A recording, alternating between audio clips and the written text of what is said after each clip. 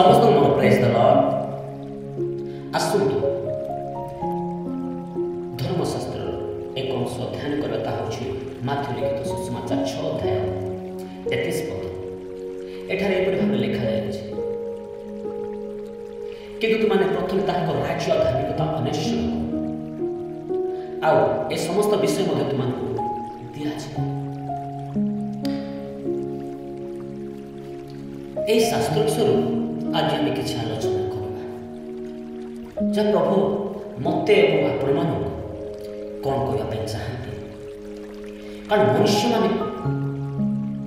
प्रथम कौन पाइबा दरकार किंतु आज मनुष्य मान प्रथम कौन खोजती कौन आवश्यक करते किंतु आमर परमेश्वर आमर उद्धारकर्ता आमर प्रिय प्रभु जीशु ख्रीस्ट जी आम जीवन दे जी आम प्राण बलि दे रक्त ढाई से कौन आम कौन से बलि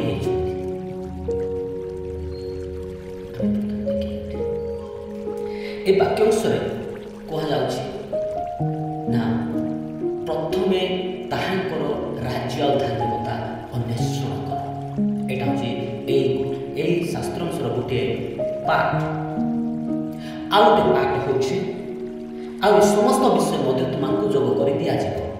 ए दुईटी विषय को आम जो देखु ए दुईटी विषय भाव अलग अच्छे। ए दुईटी जो विषय अच्छे ए दुईटी विषय प्रथम विषय हूँ राज्य और धार्मिकता।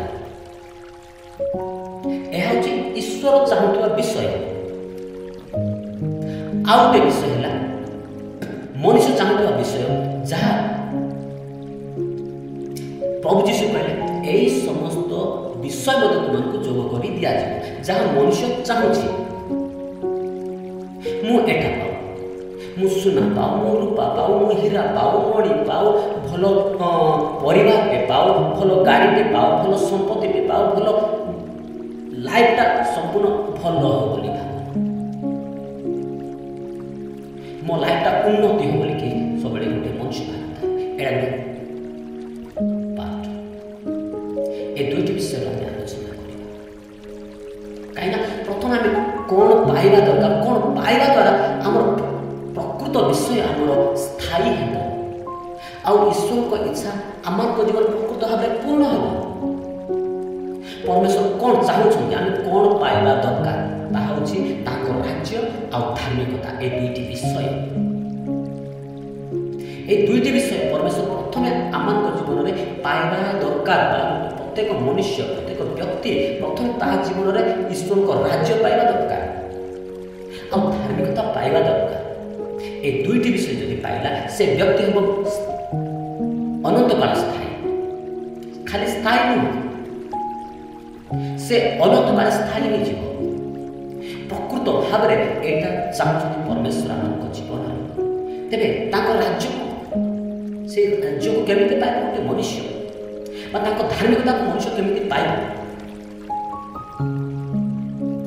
राज्य जो बाप्तिजुक जोन आसिले जो प्रभु जीशु निजर सुसमाचार घोषणा करने को आरंभ कले जो शिष्य मैंने सुसमाचार घोषणा करने को आरंभ कले गोटे प्रथम बाणी थिला मन परिवर्तन कर काम स्वर्गराज सैनिक ए पॉइंट आम देखु मन परिवर्तन द्वारा गोटे व्यक्ति प्रथम तो राज्य से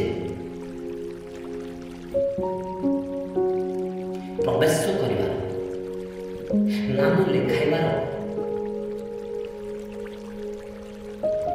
सुजोग पाए कारण राज्य अनंत अटे।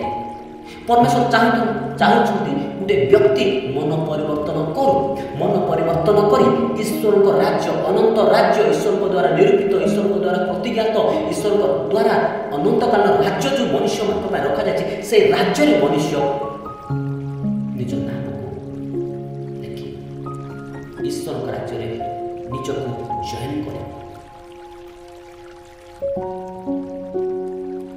परमेश्वर यही चाहते तेणु सुसमाचार आरंभ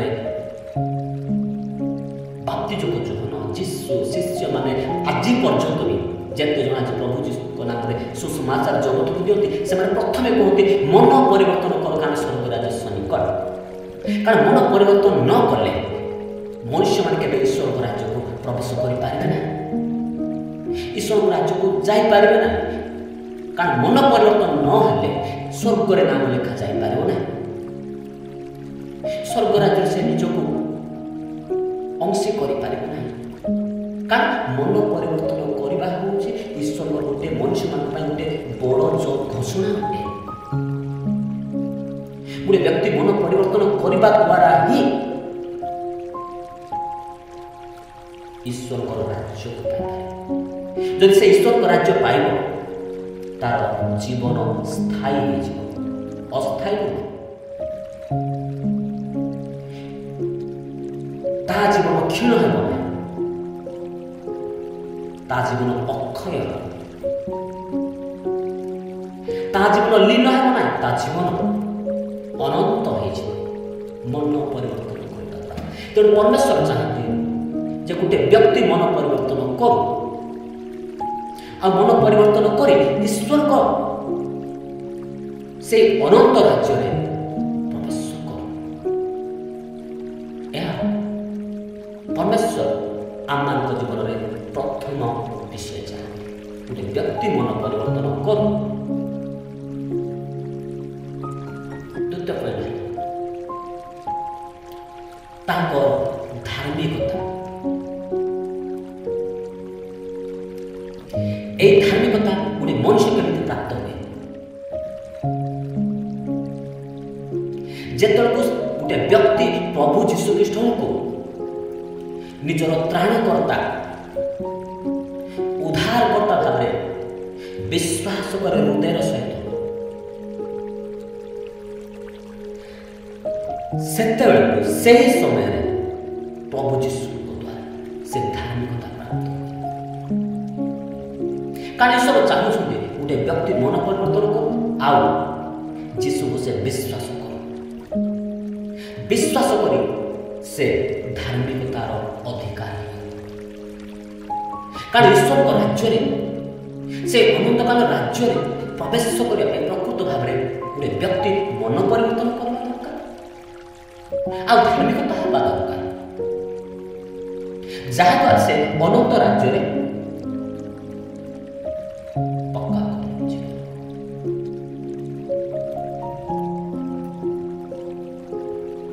ପରମେଶ୍ୱର ଆମକୁ ଏଇ ଦୁଇଟି ବିଷୟ, ମନ ପରିବର୍ତ୍ତନ କର, ଦ୍ୱିତୀୟ ହେଲା ଯୀଶୁଙ୍କୁ ବିଶ୍ୱାସ କର।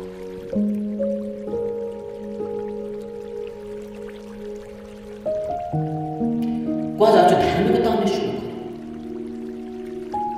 ଯଦି ଆମେ ଆମମାନଙ୍କ ଜୀବନରେ ଯୀଶୁକୁ ଯଦି ବିଶ୍ୱାସ କରୁ ତେବେ ତାଙ୍କ ଇଚ୍ଛା ମଧ୍ୟ ସାଧନ କରିବାକୁ ପଡ଼ିବ। ତେବେ ଆମର ଜୀବନରେ ଯୀଶୁଙ୍କର ଧାର୍ମିକତା ଆସିବ।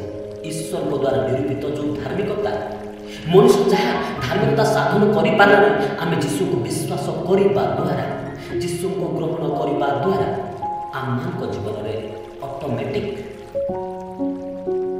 ଈଶ୍ୱରଙ୍କ ଦ୍ୱାରା ନିରୂପିତ ଧାର୍ମିକତା ମନୁଷ୍ୟ ଜୀବନରେ ଆସେ। ତେଣୁ ଆମେ ଆମମାନଙ୍କ ଜୀବନରେ ସର୍ବପ୍ରଥମେ ଗୋଟିଏ ବିଷୟ ହେଲା ମନ ପରିବର୍ତ୍ତନ, ଆଉ ଦ୍ୱିତୀୟ ବିଷୟ ହେଲା ଆମେ ଈଶ୍ୱରଙ୍କ ରାଜ୍ୟ ଧାର୍ମିକତା ଅନ୍ୱେଷଣ କରିବା। ତେବେ ଆମ ଜୀବନ ଦୀର୍ଘ ଅନନ୍ତ କାଳ ସ୍ଥାୟୀ ହେଇଯିବ। କିନ୍ତୁ ମନୁଷ୍ୟମାନେ ଆଜି କ'ଣ କରନ୍ତି? ପ୍ରଭୁ ଯୀଶୁ ଯୋଉ କହିଲେ ଆଉ ଏଇ ସମସ୍ତ ମଧ୍ୟ ତୁମମାନଙ୍କୁ ଦିଆଯିବ, ଯାହା କହିଲେ ଏଇ ସମସ୍ତ ବିଷୟ ମଧ୍ୟ ତୁମମାନଙ୍କୁ ଦିଆଯିବ ଯାହା କହିଲେ, ସେ ଅଂଶକୁ ପ୍ରଥମେ ଖୋଜନ୍ତି, ତାପରେ ପରେ ତାଙ୍କର ରାଜ୍ୟ ଆଉ ଧାର୍ମିକତା ଖୋଜନ୍ତି, ଯାହାଦ୍ୱାରା ସେମାନେ ସ୍ଥାୟୀ ହୋଇପାରନ୍ତି ନାହିଁ। କେମିତି? ଗୋଟେ କଥାକୁ ଆମେ ବୁଝିବା।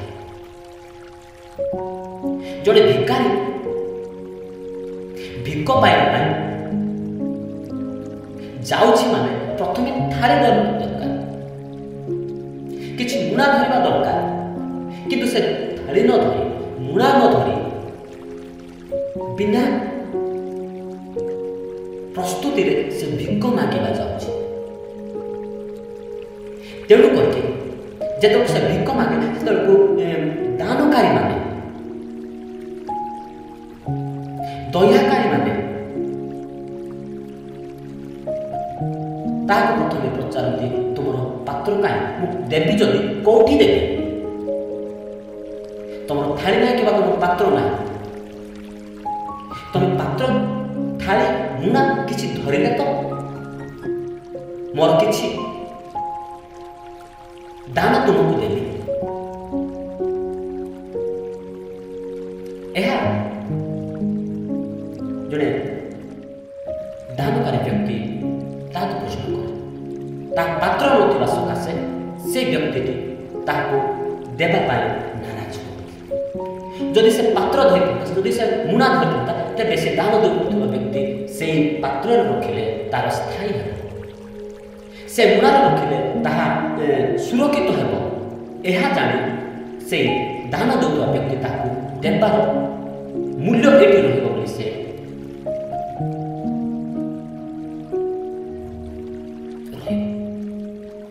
ଜାଣିବ। କିନ୍ତୁ ଆଜିର ଦିନରେ ଆଜି ଠିକ୍ ସେ ଆମେ ବିନା ପାତ୍ର, ବିନା ମୁଣା, ବିନା ପ୍ରସ୍ତୁତିରେ ଆମେ ଈଶ୍ୱରକୁ କହୁଛୁ ଧନ ଦିଅ, ସମ୍ପତ୍ତି ଦିଅ, ଅମୁକ ଦିଅ, ସମକ ଦିଅ, ଯୋଉଟା କ୍ଷଣସ୍ଥାୟୀ, ଯୋଉଟା ଆଜି ଆମେ ଖାଇକି କାଲିକି ଝାଡ଼ା କରିଦେବା, ଏମିତିକା ବିଷୟ ଆମେ ମାଗୁଛୁ। କିନ୍ତୁ ଈଶ୍ୱର ଚାହାନ୍ତି ପ୍ରଥମେ ତୁମଙ୍କର ତମେ ଉଦ୍ଧାର ପାଇବା ଦରକାର, ତମେ ମୁକ୍ତି ପାଇବା ଦରକାର, ତୁମର ମନ ପରିବର୍ତ୍ତନ ହେବା ଦରକାର, ତୁମ ହୃଦୟ ଈଶ୍ୱରଙ୍କ ସିଂହାସନ ପବିତ୍ର ହେବା ଦରକାର, ତୁମ ଆତ୍ମା ବଞ୍ଚିବା ଦରକାର, ତୁମ ଆତ୍ମା ଆନନ୍ଦ ହେବା ଦରକାର। ପ୍ରଥମେ ଆତ୍ମା ପାଇଁ ମନୁଷ୍ୟମାନେ ନିଜକୁ ପ୍ରସ୍ତୁତ କରିବା ଦରକାର। ଏହା ପରମେଶ୍ୱର ଚାହାନ୍ତି।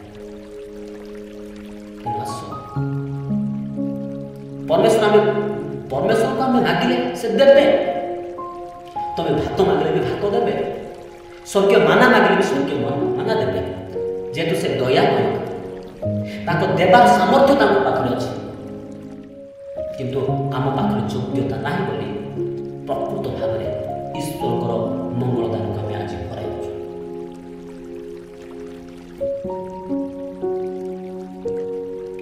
ତେଣୁ ଆଜି ଆମେ ଆମମାନଙ୍କ ଜୀବନରେ ଦୁଇଟି ବିଷୟ କରିବା। ପ୍ରଥମ ତାଙ୍କ ରାଜ୍ୟ ଆଉ ଧାର୍ମିକତା ଅନ୍ୱେଷଣ କରିବା, ମନ ପରିବର୍ତ୍ତନ କରିବା, ଆଉ ଯୀଶୁଙ୍କୁ ବିଶ୍ୱାସ କରିବା, ଗ୍ରହଣ କରିବା, ଆଉ ଯୀଶୁଙ୍କର ପ୍ରତିଟି ବାକ୍ୟକୁ ଆମ ଜୀବନରେ ସାଧନ କରିବା। ଯେପରି ଯୀଶୁ ନିଜେ କହିଲେ, ମୁଁ ମୋର ନିଜ ଇଚ୍ଛା ସାଧନ କରିବା ପାଇଁ ଆସିନାହିଁ, ମୋର ପ୍ରେରଣାକର୍ତ୍ତାଙ୍କ ଇଚ୍ଛା ସାଧନ କରିବାକୁ ଆସିଛି। ଆଜି ଠିକ୍ ସେପରି ଆମେମାନେ ମଧ୍ୟ କହିବା ଦରକାର କି ଯେ ମୋତେ ପ୍ରଥମେ ମନ ପରିବର୍ତ୍ତନ କରିବା ଦରକାର, ଆଉ ମୋ ଯୀଶୁ ବାପାଙ୍କର ଇଚ୍ଛା ସାଧନ କରିବା ଦରକାର। ତେବେ ଯାଇ ଆମେ ପ୍ରକୃତ ଭାବରେ ଈଶ୍ୱରଙ୍କ ଦ୍ୱାରା ନିରୂପିତ ବିଷୟଟା ଆମେ ପାଇପାରିବା। କାରଣ ସେ ଚାହାନ୍ତି ନାହିଁ କୌଣସି ଆତ୍ମା ନଷ୍ଟ ହେଉ, କୌଣସି ବ୍ୟକ୍ତି ନରକକୁ ଯାଅ, ନିର୍ମାଣ ଅଗ୍ନିରେ କଲବଲ ହେଉ। ପରମେଶ୍ୱର ଏଟା ଚାହାନ୍ତି ନାହିଁ। ତେଣୁକରି ପ୍ରଥମେ ପ୍ରାଧାନ୍ୟତା ସେ ଆମକୁ ଦିଅନ୍ତି ଆମ ମନ ପରିବର୍ତ୍ତନ କରିବା ଦରକାର, ଆମ ହୃଦୟ, ଆମ ଆତ୍ମା ରକ୍ଷା ପାଇବା ଦରକାର। ଏଇଟା ଈଶ୍ୱର ଚାହାନ୍ତି। ତେଣୁ ଆସ ପାର୍ଥିବ ବିଷୟକୁ ଆମେ ନ ଖୋଜି ସ୍ୱର୍ଗ ବିଷୟ ଯଦି ଆମେ ଅନ୍ୱେଷଣ କରିବା, ଚିରସ୍ଥାୟୀ ବିଷୟ ଯଦି ଆମେ ଖୋଜିବା, ଅନନ୍ତ କାଳ ସ୍ଥାୟୀ ବିଷୟ ଯଦି ଆମେ ମାଗିବା, ଅନ୍ୱେଷଣ କରିବା, ତେବେ ସେଇଟା ହେବ ଆମମାନଙ୍କ ପାଇଁ ପ୍ରକୃତ ବିଷୟ, ପରମେଶ୍ୱର ଚାହୁଁଥିବା ବିଷୟ, ପରମେଶ୍ୱର ପସନ୍ଦ କରୁଥିବା ବିଷୟ, ପରମେଶ୍ୱରଙ୍କ ସମ୍ମୁଖରେ ଆମର ଗୋଟିଏ ଖୋଜୁଥିବାର ସୁଗ୍ରାହ୍ୟ ବିଷୟ ନୁହେଁ। ଆମେ ଆମମାନଙ୍କ ଜୀବନରେ ପ୍ରଭୁ ଯୀଶୁଙ୍କୁ ପ୍ରଥମେ ଖୋଜିବା। ଜଗତ ଆମକୁ କିଛି ଦେଇପାରେ ନା। ତେଣୁ ଆସ ଆଜି ଆମେ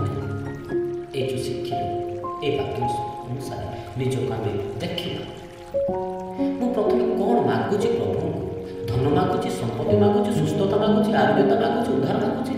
କୋଉ ଉଦ୍ଧାର ମାଗୁଛୁ? ସ୍ୱର ଉଦ୍ଧାର ନା ଆତ୍ମା ଉଦ୍ଧାର?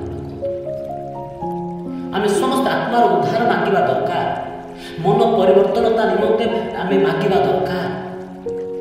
ଆମ ଜୀବନ ଧାର୍ମିକତାର ଜୀବନ ପାଇଁ ଯୀଶୁଙ୍କୁ ମାଗିବା ଦରକାର। ଏଇଟା ହେଉଛି ଈଶ୍ୱର ଚାହୁଁଥିବା ପ୍ରକୃତ ବିଷୟ। ଏଇଟା ଯାହାଦ୍ୱାରା ଯାହା ପରମେଶ୍ୱର ଦେବେ ଆମକୁ, ସୁନା ଜଗତର ସୁନା ଦେଲେ ବି ସ୍ଥାୟୀ, ସେଠି କଳଙ୍କ ଲାଗିବ ନାହିଁ। ରୂପା ଦେଲେ ବି, ଟଙ୍କା ଦେଲେ ବି, ପଇସା ଦେଲେ ବି, ଅଧିକ ଦେଲେ ବି, ଅଳ୍ପ ଦେଲେ ବି, ସେଟା ଆମଙ୍କ ପାଇଁ ଆଶୀର୍ବାଦ କାରଣ। ଈଶ୍ୱର ବିନା ଜୀବନଯାପନ କରୁଥିବା ବ୍ୟକ୍ତିମାନଙ୍କୁ ଯଦି ଆମେ ଦେଖିବା, ସେମାନଙ୍କ ପାଖରେ ଧନ ଅଛି, ସମ୍ପତ୍ତି ଅଛି, କିନ୍ତୁ ମୃତ୍ୟୁ ସମୟରେ ସେଇ ଧନ ସେମାନଙ୍କୁ ରକ୍ଷା କରିପାରେ, ଯେହେତୁ ସେମାନଙ୍କ ପାଖରେ ଈଶ୍ୱରଙ୍କ ରାଜ୍ୟ ଆଉ ଧାର୍ମିକତା ନାହିଁ, ତଥା ଯୀଶୁ ଖ୍ରୀଷ୍ଟ ତାଙ୍କ ଜୀବନରେ ନଥିବା ସକାଶେ ସେମାନଙ୍କୁ ସେଇଦିନ ସେଇ ସମୟରେ ଧନ ସମ୍ପତ୍ତି ତାର କୌଣସି ବ୍ୟକ୍ତିମାନେ ତାକୁ ରକ୍ଷା କରିପାରୁନାହାନ୍ତି।